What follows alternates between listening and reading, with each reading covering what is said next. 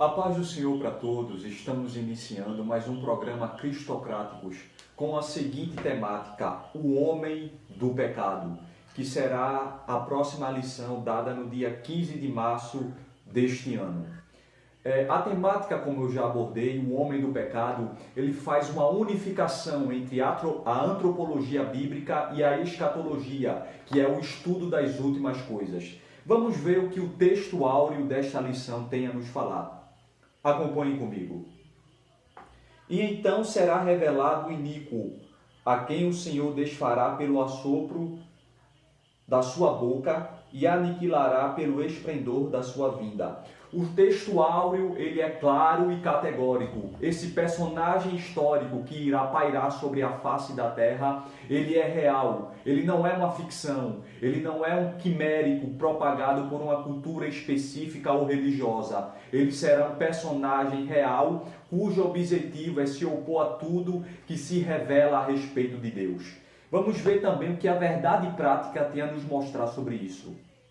O homem do pecado, a encarnação máxima da maldade, será destruído por Jesus Cristo, o homem perfeito. Enquanto este homem do pecado venha se opor a tudo que representa ou defende a personalidade de Deus, se manifestará também Jesus, que possui uma conduta inerrante e ilibada, que através do seu poder e da sua onipotência, ele desfará todas as obras nefastas que serão propagadas por esse personagem chamado de Anticristo.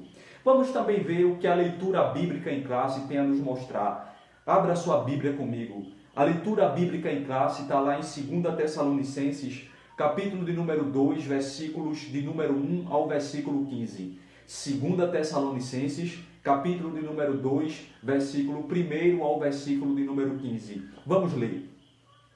Ora, irmãos, rogamo-vos pela vinda de nosso Senhor Jesus Cristo e pela nossa reunião com Ele, que não vos movais facilmente do vosso entendimento, nem vos perturbeis, quer por espírito, quer por palavra, quer por epístola, como de nós, como se o dia de Cristo estivesse já perto.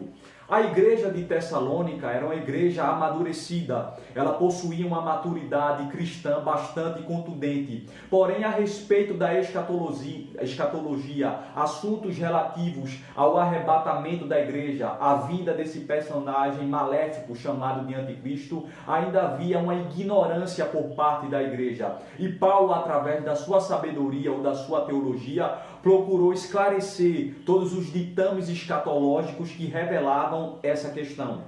E Paulo ele é categórico, olha, antes de Jesus vir, se manifestará esse filho do pecado. Que vinda é essa de Jesus? É a primeira vinda? Não, ele já veio, redimiu a história da humanidade.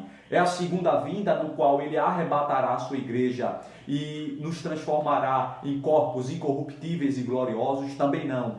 Essa é a terceira vinda do nosso Senhor Jesus Cristo. Vamos continuar lendo. Versículo 4. O qual se opõe e se levanta contra tudo o que se chama Deus e se adora de sorte que se assentará como Deus no templo de Deus, querendo parecer Deus. Ou seja, a terceira vinda de Cristo, antes da terceira vinda de Cristo, esse personagem ele entrará na história mundial e ele estará representando o próprio maligno aqui na terra. Ele irá trabalhar para o maligno junto com o seu parceiro diplomático, que é a falsa besta que sobe da terra, chamado de pseudo-profeta. E esse homem formará uma organização mundial centralizada na sua política, uma nova ordem mundial que irá ir de encontro, irá contestar, ser crítico de todos os ditames, de todo o conhecimento, de todo o sistema de vida e de espiritualidade que está centralizado em Deus. Versículo 5. Não vos lembrais de que estas coisas vos dizia quando ainda estava convosco?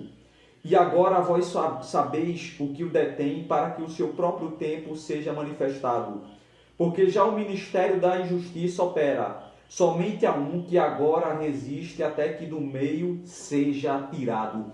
Paulo ele é saliente aqui nessa questão. Ele mostra que ele já havia dito a respeito dessas questões de maneira oral para os crentes de Tessalônica. Só que Paulo viu a necessidade de escrever em uma carta para que eles pudessem ter uma compreensão mais contundente e mais ampla a respeito dessa temática. E Paulo diz o seguinte, que embora esse espírito do anticristo já haja na terra, existe um combatente direto desse sistema espiritual centralizado no maligno, que é a igreja. A igreja é um fator decisivo de Deus aqui na terra, que combate as obras do pecado, que combate todas as nuances existenciais que representam a natureza do pecado e as obras das trevas, que querem mudar o comportamento do homem a fim de que ele se rebele contra Deus e possua uma vida totalmente apóstata e vazia diante das regras do seu Criador. Versículo 8. E então será revelado o iníquo, a quem o Senhor desfará pelo assopro da sua boca e aniquilará pelo esplendor da sua vinda. Essa vinda, como eu já comentei, é a terceira vinda de Cristo. Ela acontecerá na batalha do Armagedon, quando o anticristo, com o seu exército mundial, encurralar Israel no vale do Armagedon, uma planície que fica na Palestina, e ele vai procurar destruir a nação judaica. Neste momento, Jesus descerá no céu com o seu exército, que aniquilará o maligno com o seu exército. O exército que vem com Jesus não é a igreja. Esse exército aí que vem cavalo é um animal de guerra. E os seres angelicais que estão correlacionados com a batalha, com a guerra, são os arcanjos. Os arcanjos são anjos de guerra, são anjos de batalha. Então, esses arcanjos, esse exército celestial da classe dos arcanjos, descerá com Jesus para batalhar contra o anticristo, o pseudo-profeta e o seu exército mundial, e os desfará com um assopro da sua boca. Isso é uma expressão metafórica, ou seja, Jesus não vai precisar de muita coisa para derrotar o anticristo, pois o seu poder, a sua onipotência é ilimitada. Está vendo lá no Antigo Testamento, quando Senaqueribe começou a blasfemar de Deus e perseguiu o povo de Israel na gestão do rei Ezequias? E Ezequias ficou atemorizado e Deus mandou o seu arcanjo, que matou 185 mil. Apenas um arcanjo matou 185 mil. Deus não precisa de muita coisa para derrotar o inimigo. Ele entrando na guerra ou não, ele já é um vencedor. Versículo 9. E esse cuja vinda é segundo a eficácia de Satanás, com todo o poder e sinais e prodígios de mentira, e com todo o engano da injustiça para os que perecem, porque não receberam o amor da verdade para se salvarem. Perceba, o anticristo, ele será um personagem centralizado totalmente no pecado. Ele vai mostrar uma falsa paz, ele vai mostrar um sistema pacífico, mas na realidade a sua verdadeira conduta, o teor da sua personalidade é totalmente obscuro, é totalmente nefasto, é totalmente contrário à pureza de Deus. Ele será dotado de uma natureza extremamente pecaminosa. Ele vai ser uma pessoa extremamente impura, contrária à vontade de Deus, e vai procurar disseminar todo o mal sobre a face da terra e tirar de cena tudo aquilo que vem atrapalhar o seu sistema pecaminoso sobre a face da terra. Versículo 11. E por isso Deus lhes enviará a operação do erro, para que creiam a mentira, para que sejam julgados todos os que não creram a verdade, antes tiveram prazer na iniquidade. Ou seja, a atuação do mal por meio dessa tríade, dessa tricotomia que estará aqui na terra, o dragão, que é uma figura metafórica, uma figura mística da idade medieval, personificando o próprio Satanás, e o anticristo e o pseudo-profeta, essa tríade estará na terra sobre uma permissividade divina e enganará aqueles que se dobrarem e se prostrarem à adoração dessa tríade maligna. Mas devemos sempre dar graças a Deus por vós, irmãos amados, do Senhor, por vós ter de Deus elegido desde o princípio para a salvação, em santificação do Espírito e fé e na verdade.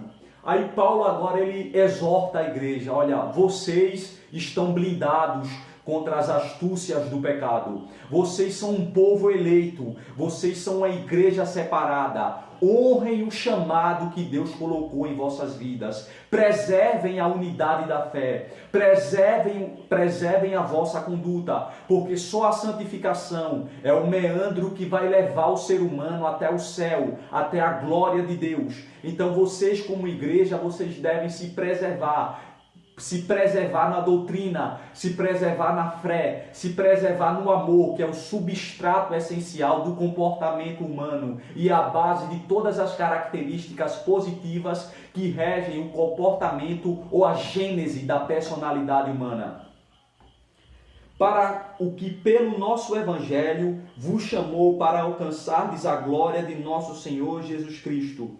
Então, irmãos, estais firmes e retendes as tradições que vos foram ensinadas, seja por palavra, seja por epístola nossa. Repito, ratifico, Paulo manda a igreja preservar a fé, preservar a sua cristandade. Por quê? Porque a salvação ela é condicional. Deus ele quer levar a igreja, um povo separado, um povo irrepreensível, um povo santo, um povo sem mácula, um povo sem uma conduta totalmente discrepante perante Deus. Deus quer levar uma igreja santa, justa. Então a igreja ela deve ter um sistema de vida espiritual que as possa privar do pecado e a possa manter a sua integridade para com Deus. Entrando agora no primeiro tópico da lição, que diz o homem do pecado, nós vamos analisar agora o subtópico desse primeiro tópico. O subtópico desse primeiro tópico, acompanhe comigo na sua lição, diz assim: a origem do homem do pecado. A Bíblia ela é um livro extraordinário. Ela já mostra de uma forma pré-estabelecida a pré-existência desse homem do pecado através de símbolos, de metáforas, de homens que conviveram na história intrabíblica e que foram símbolos deste homem do pecado. Colocaram o pecado como seu sistema de vida e foram grandes pecadores perante Deus. Dentre eles podemos citar o próprio Caim, Ramã, Herodes, que tentou matar o próprio Jesus. Mas na história extra-bíblica existiram também grandes tiranos, grandes ditadores que oprimiram o sistema social humano. Dentre eles o próprio Nero, o imperador romano, que matou vários cristãos em arenas romanas, a fim de que eles pudessem negar a fé. Sobre a gestão de Nero foi martirizado o apóstolo Paulo e o apóstolo Pedro. E outro grande tirano da história foi Hitler, Adolf Hitler, líder do fascismo no Império Germânico, também do Império Germânico, conhecido também como nazismo, na qual ele pregava a respeito da raça ariana, personificado pela suástica, que é um símbolo de cruz, que é um tipo de cruz que representa a superioridade mística da raça ariana, uma raça pura, uma raça superior a outras nações que ele queria implantar no seu sistema político. E ele cometeu um grande genocídio sobre a face da terra. Ele matou aproximadamente 6 milhões de judeus, entre ciganos e homossexuais, que faziam oposição ao seu governo ditatorial. Hitler ele foi um grande exemplo do anticristo, porque ele teve também o homem que foi a alma, o substrato, a quintessência da sua publicidade, chamado de Joseph Goebbels. Joseph Goebbels foi um dos grandes ministros de Hitler, responsável pela merchandising do seu programa político. Ele é uma personificação do próprio pseudo-profeta, que vai ser também a alma da propaganda do anticristo e fará com que o anticristo ele seja conhecido sobre toda a face da terra e seja acatado por muitos que adorarão o próprio dragão em homenagem a esse grande político que se levantará sobre a face da terra e será contrário aos preceitos de Deus. Outro grande tirano foi Stalin. Stalin ele foi um governante comunista no Império Soviético, hoje conhecido como Rússia, e ele é considerado um dos maiores matadores de cristãos em massa da história. Através do seu sistema comunista, ele matou vários cristãos que se opunham ao seu sistema ditatorial, anticristão e antirreligioso, porque o comunismo ele é ateístico, ele tem um programa político e ideológico baseado nas teses de Karl Marx, conhecido como marxismo, que foi adotado pelo sistema comunista dos soviéticos, na qual eles pregavam um programa político antirreligioso. A religião, segundo eles, é totalmente ilícita para o processo evolutivo, intelectual e comportamental de um ser humano. No segundo subtópico diz títulos do homem do pecado. O homem do pecado, ou anticristo, possui vários títulos que designam o teor da sua personalidade nefasta. Mas o título mais compreensível, mais adotado para ele, é esse mesmo, anticristo. Claro que ele, quando ele se revelar sobre o globo terrestre, ele vai ter um nome próprio, assim como todo ser humano tem um nome próprio. Mas a Bíblia o intitula de anticristo. Esse prefixo anti quer dizer contra. Ele é contra Cristo. Ele vai se opor a todas as doutrinas, a toda a ideologia, a todo o sistema de normas que estão centralizados em Cristo e propagados através dele. Ele vai se opor de uma maneira absoluta e universal a todo tipo de religiosidade que prega a respeito de Deus. A natureza do homem do pecado. Terceiro subtópico, acompanhe comigo.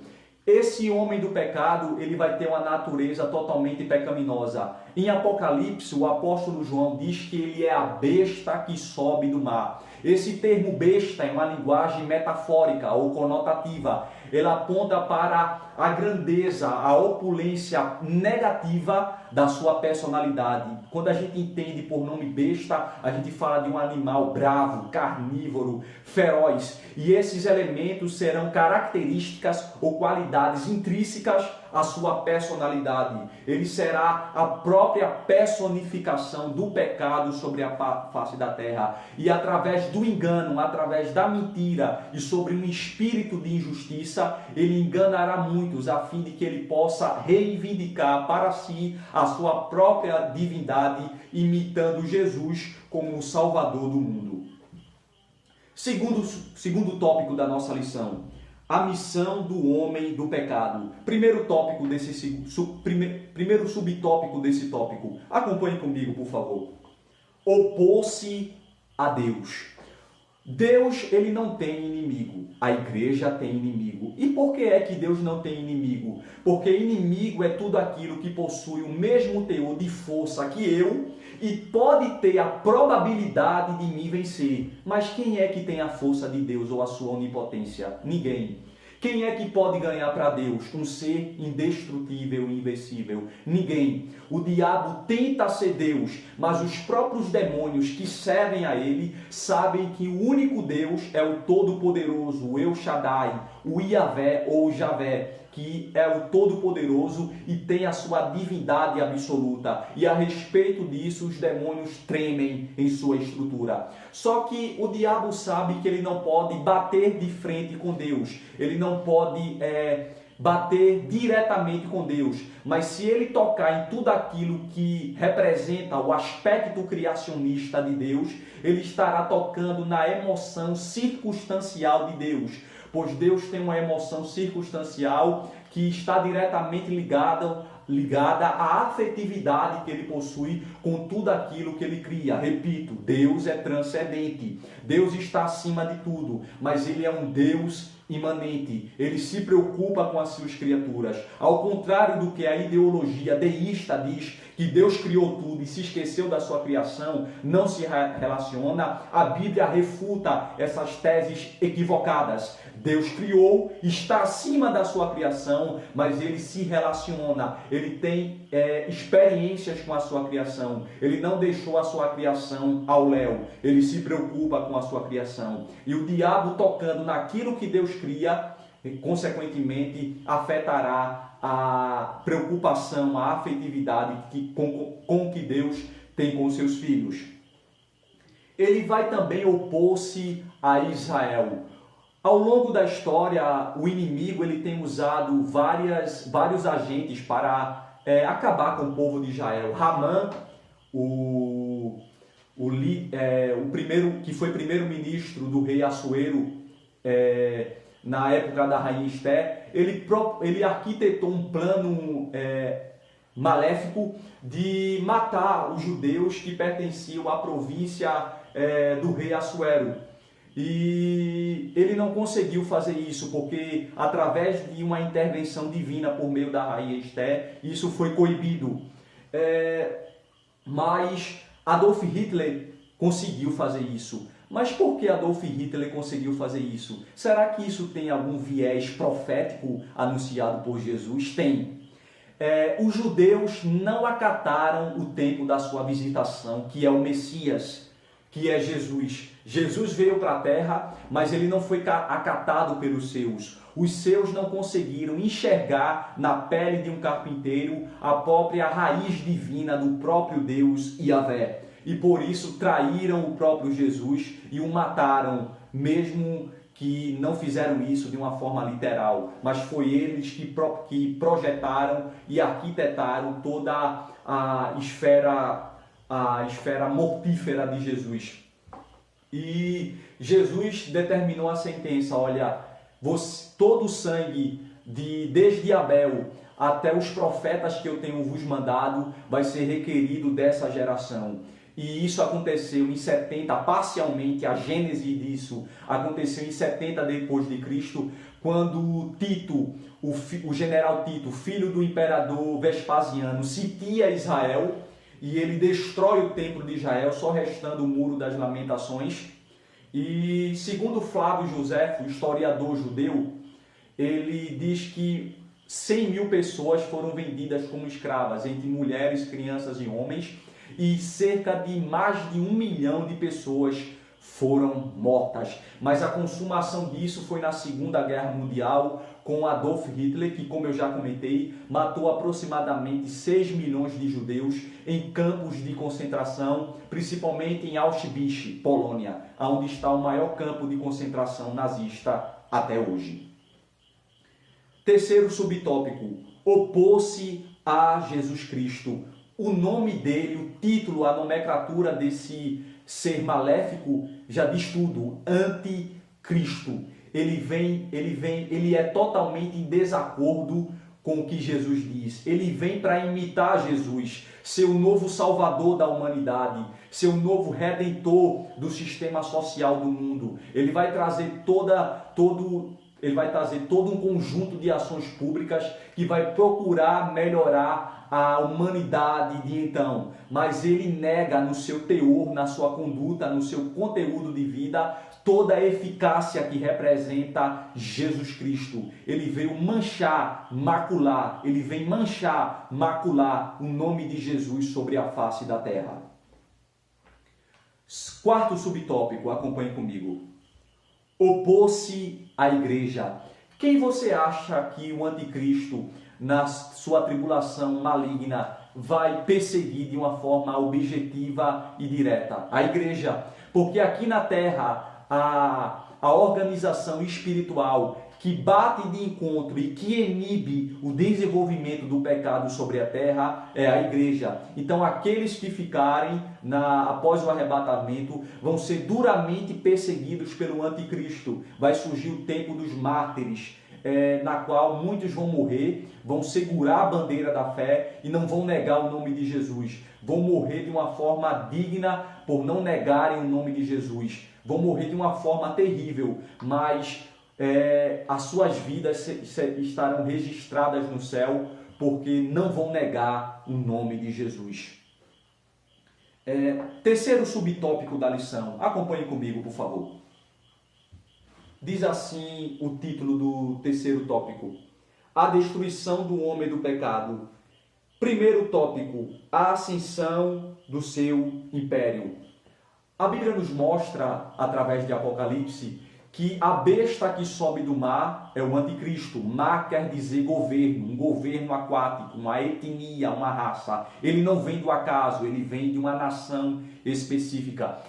Conforme Daniel, o anticristo vai ser um mestre em adivinhações. Ele vai ser um grande intelectual, um homem dotado de um raciocínio extremamente platônico e contundente. Ele depois vai se filiar a um partido político da nação na qual ele vai se tornar um premier ou um chanceler, também conhecido como primeiro-ministro, e começar a sua nova ordem mundial baseada em um sistema político totalmente pecaminoso. Claro que ele não vai mostrar logo a sua verdadeira face. Ele vai enganar a princípio as nações de todo mundo, mostrando uma falsa paz, um bom governo, e depois ele vai mostrar toda a realidade que traz à tona o seu verdadeiro caráter.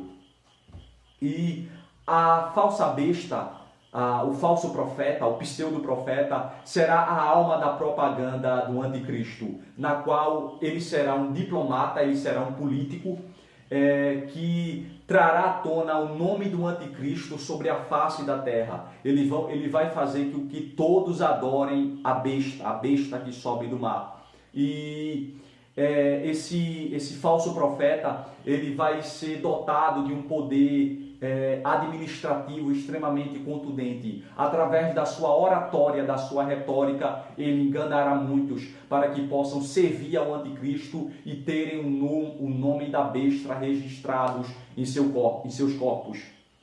O auge do seu império. A Bíblia diz que ele dominará 10 nações, 10 potências mundiais que estarão à mercê do anticristo, na qual ele dominará todo o sistema político e religioso da face da terra. A princípio vai haver uma oposição ao governo do anticristo. A Bíblia fala que ele tem uma cabeça ferida, mas essa ferida vai ser sanada. E ele conseguirá de uma forma eficaz mostrar mostrar todo o seu poder, todo o seu sistema pecaminoso através da sua política. E aqueles que aderirem ao sistema político do anticristo e receberem o selo da besta personificado pelo 666, ele estará totalmente riscado o seu nome do livro da vida. Será destinado ao Geena, que também é conhecido como Lago de Fogo. A ruína do seu império.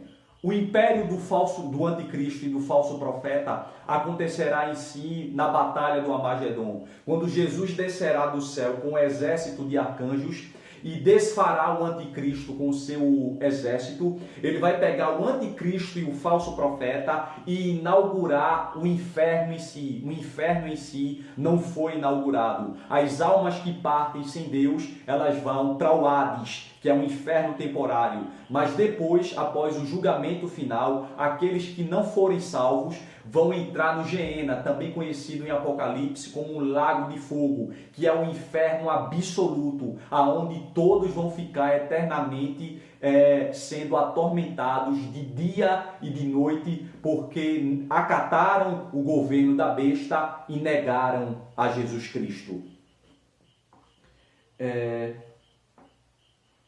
A conclusão. Então, o homem do pecado, ele, como eu já comentei, ele é real. Ele não é um falácio, ele não é algo fictício. Ele se revelará em um momento oportuno no ciclo da história, após o arrebatamento da igreja. Ele será um homem de carne e de osso, porém terá um espírito satânico dentro dele que regerá todo o pecado sobre a face da terra, e a igreja ela tem que tomar cuidado, ela tem que estar vigilante, porque embora esse personagem maléfico ainda não tenha surgido, mas o espírito dele, o sistema de vida dele já está aqui na terra, povoando o pecado sobre a terra e querendo discriminar todas as ideologias cristãs que mostram toda a ortodoxia do verdadeiro evangelho. O anticristo possivelmente ainda não se revelou sobre a face da terra, mas o seu sistema de vida espiritual, o espírito do anticristo já está aqui na terra, e que eu e você possa estar